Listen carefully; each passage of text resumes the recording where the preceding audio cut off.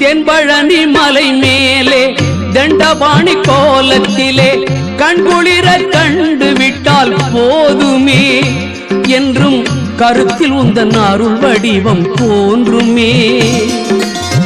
தென்பழனி மலை மேலே தண்டபாணி கோலத்திலே கண்குளிர கண்டு விட்டால் போதுமே என்றும் கருத்தில் உந்தன் அருள் வடிவம் தோன்றுமே.